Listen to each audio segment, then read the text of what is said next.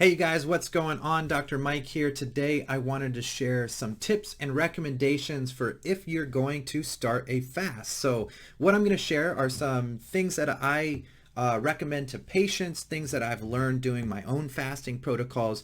And if you saw my last video or saw me on Instagram, then you know that next Monday, in about 4 days, I am going to be doing the 5-day fasting mimicking program from Prolon. So I'm going to be trying this out for the first time myself. I like to experience everything before I think about ever recommending it to a client or a patient. So let's jump into some of those recommendations and some of the lead up time of what I do to set myself up for success and clients up for success during fasting. So with this being said, number one, 3 days before a fast is when I really focus on the majority of these. So for 3 days leading up, I highly recommend you jump into some of these. So number one, I start reducing my caffeine consumption. Now I know Prolon coaching said that 1 cup of coffee or 2 cups of green or black tea is fine during the protocol, but normally when I'm doing a water fast, I do like to cut down on my caffeine consumption. If you've ever cold turkey caffeine, you can experience more fatigue that next day, more headaches, more symptoms. And really, this is all about setting you up for success. So start weaning down that caffeine a few days before your fasting period. Number two, we're going to reduce carbs, we're going to moderate protein, and we're going to start increasing some healthy fats. So basically, if you're not already, start following a low carb, high fat approach. And if you're opposite of that and going high carb and super low fat, then at least 3 days, you really want to start shifting that and getting your body ready to and focused on burning fat for fuel. That's going to be greatly helpful in the fasting period, especially if you're getting into full-blown ketosis, right? So from that standpoint, start shifting that, lowering your carbs, cutting out the sugars, the breads, the pastas, the crackers, the cereals, the muffins, really lowering that and bringing in some of the healthy fats, good animal proteins and fats, anything from grass-fed butter to MCT oil, avocados, egg yolks, these sort of things into the diet. Number three. So let's go ahead and talk about eating schedule.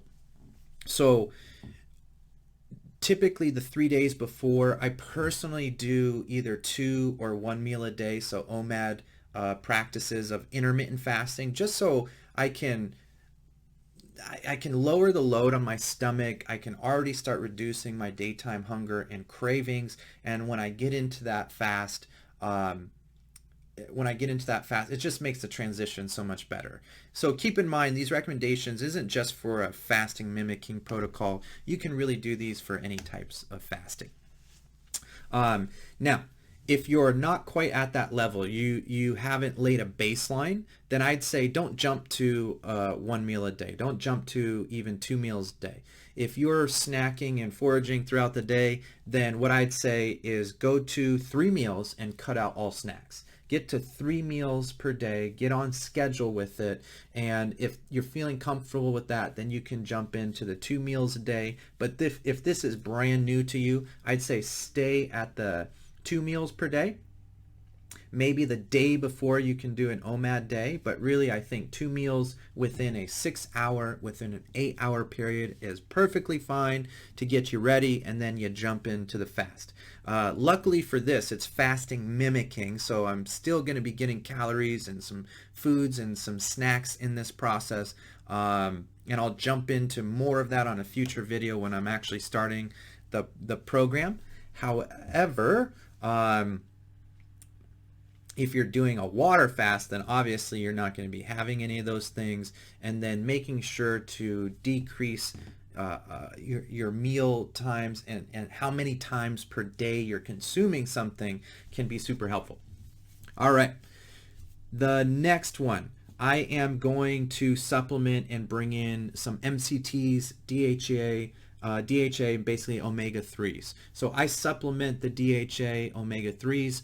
I make sure I have that. I'm usually taking on a regular basis, but I will, for purposes of this video, tell you, make sure you get some omega-3 supplementation, because once you start, you're typically going to stop that supplement for a water fast or most fasting protocols.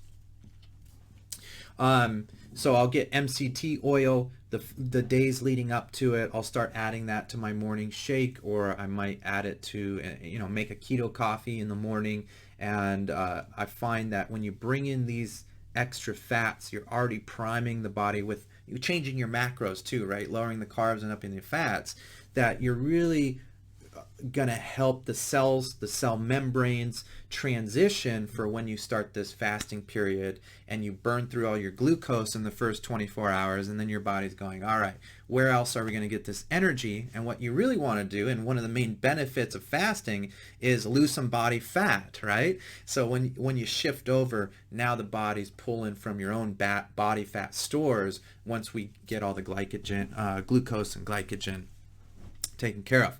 So, next one, we are going to ramp down exercise. Yes. So, normally I try and do about 4 or 5 days a week of resistance training, and the few days before the fasting period, because when I'm in a fasting period, I typically am not doing high intensity interval training. I'm not doing heavy lifting, and I really bring it down to, a light yoga session, or going for a walk with the dogs, going for a hike, these types of things. But I do recommend you ramp that down even before you start the fast. So 3 days before, if I was doing an hour-long exercise with 80-90% intensity, I'm going to bring that down to 20-30 minutes and 50-60% intensity. And I find that to be helpful on that first day. I've learned the hard way with all of these things because I like to practice myself, but I have done it to where I lift super heavy, or even try and lift hard and exert even during a water fast. Makes it way more difficult. Okay, so next one, number 8, I believe. Number 7. We'll say 7. So number 7 is community, friends, support groups, mentor, accountability partner. Enroll someone to join in with you. I'm so excited because my team, Desiree, Addie, and Dr. Lim, are going to join me on this 5-day experience. We're going to go through it together, and I find that helps us all get a little excited for it. I can ease some of my team's anxiety around it because they haven't really practiced something like this. So if you don't have that partner, if you don't have that accountability partner, find a friend or a family member, even if they're not going to do it with you, let them know the process, what's going on, and throughout it, check in with them. Let them know what's up. All right, next one, schedule and prepare. So schedule means schedule maybe what you need to do, or maybe clear the schedule, and prepare. Maybe you want to have some things on the side just in case things take a left turn. Maybe have some bone broth. Go get some of the sea salt or pink Himalayan salt and have those. Get your tracking. Are you going to track and test your glucose, test your ketone levels? You can get a monitor, right? Have a journal. All these things can be super helpful in making sure that you're going to be successful and focused during your fasting period.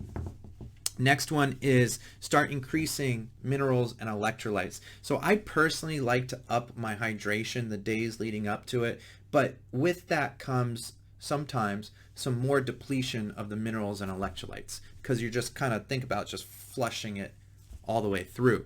So what I'll do is I'll start adding in, and what I recommend is start adding in some sea salt, pink Himalayan salt to my drinking water. I start over salting my foods a bit. I start adding in unsweetened electrolyte powders to my drinking water, and I find that it's very, very helpful the first couple of days of any type of fast. When you are mineral or electrolyte depleted, it can really affect your cravings and hunger. So make sure if you're not already doing these things, a few days before, start ramping up some of the minerals and electrolytes in your diet, or even supplementing with them. Last one, number 9. So mental prep. Okay, I like to say this when I like to say this to clients whenever they're going to jump into any new practice or any new protocol, is get excited, okay, get grateful, and get centered. So when we're excited, how are we going to do that? You know, I had my brother, my family member, he goes, wait, what? I'm going to get excited not to eat, or I'm going to buy a box just to not eat or fast, right? You know, just calling me out on some of these things. But really, it's about getting excited about the goal. What is your goal? Do you have a goal? Is it for healing the gut? Is it for balancing your blood sugars and resensitizing, you know, for insulin? Is it losing the belly fat? Is it just losing weight in general? Is it promoting how you feel when you're in a fasted state, and all that mental clarity that comes in, the energy that can kick in? Whatever the goal is for you, let that be your source of excitement. Then you want to get grateful. Get grateful that you're in a place to practice this, get grateful for the little things, the people in your life, the friends, the family, because when you are in a grateful place, it's really hard to be overly anxious, and it's very hard to be overly depressed. And what we want to do with getting centered is making sure we're being in the present, right? We are letting go of the past, so to speak, through this process. We are not worrying about the future, and we're just focusing in, keeping our head down, being excited, being grateful, and being centered in the moment. And that's going to really help you, because if you've ever had stressful events and then you crash after, and the cortisol, blood sugars, and adrenaline come down, and you get shaky, you know, this can happen when people are overly anxious. You can really throw your blood sugars for a loop when you start getting anxious or having negative feelings about the past. Okay, it really creates these physiological changes in your body, which ultimately are going to affect your hunger and craving, right? How many of us, when we're stressed out or depressed or sad or upset, find ourselves wandering to the refrigerator, right? How many times does that happen? How many times do you get in this low blood sugar state if you're overly stressed and anxious?